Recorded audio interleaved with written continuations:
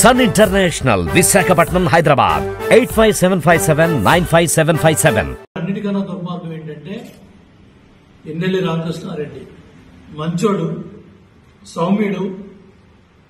అక్కడ ఆ బూత్ లో ఓట్లు పడితే ఈవీఎం ఎందుకు పగలగొడతాడు అన్నాడు. అంటే ఈవీఎం పగలగొట్టడం అనేది అనైతిక చర్య, చట్టవిరుద్ధమైన చర్య.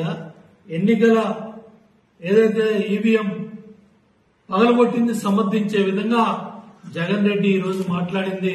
దీని మీద కూడా క్రిమినల్ చర్యలు తీసుకోవాల్సిన అవసరం ఉంది.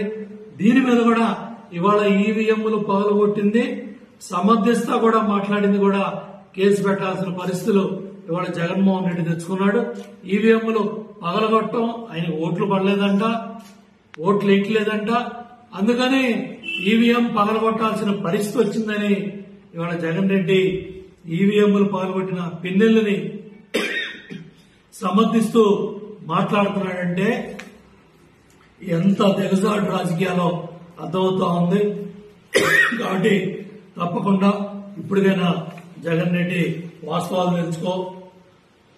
నీ దగ్గర పనిచేసిన అధికారులు, నీ పేషీల్లో పనిచేసిన అధికారులు,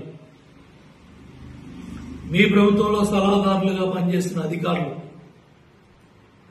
వాళ్ళ సిబ్బంది, ఆ రోజుల్లో పనిచేసిన సిబ్బంది, డాక్యుమెంట్లు కావచ్చు, సీడీలు కావచ్చు, ప్రభుత్వ ఫైల్స్ కావచ్చు, అది మైనింగ్, పర్యావరణ, రకరకాల డిపార్ట్మెంట్లకు సంబంధించి తెచ్చి కాలువకట్ల మీద తగలబెడుతున్నారంటే మీ దురాగతాలు, మీ అరాచకాలు ఏ స్థాయిలో ఉన్నాయో అర్థమవుతా ఉన్నాయి. ఎన్నికల ఫలితాలు రాకముందే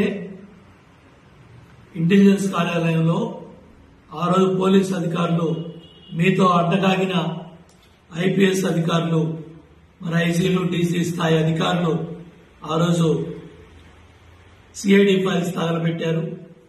ఈరోజు రాత్రి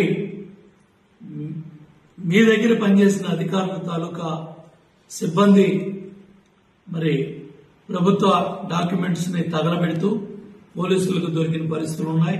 కారు సిబ్బందిని కూడా రాత్రి పోలీసులు పట్టుకున్నారు. కాబట్టి ఇవాళ నువ్వు రెడ్ బుక్ అని ఉలిక్కి పడతా ఉన్నావు. నువ్వు చేసిన అరాచకాలన్నీ కూడా మర్చిపోయావు. రోజువారీ విచారణ కూడా మంచి జరుగుతుందనే ఇవాళ ప్రజలు పెద్ద ఎత్తున మరి ఓటేసి కూటమి ప్రభుత్వానికి అధికారం ఇచ్చారు.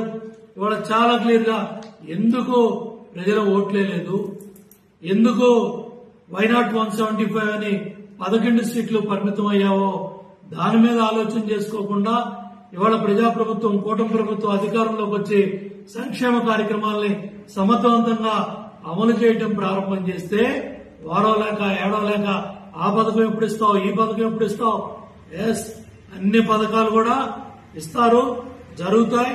ఏదైతే సూపర్ 6 లో భవిష్యత్తు గ్యారంటీలో ఏదైతే చెప్పారో చంద్రబాబు నాయుడు గారు, కూటమి ప్రభుత్వం అన్ని కూడా చేయడం జరుగుతుంది.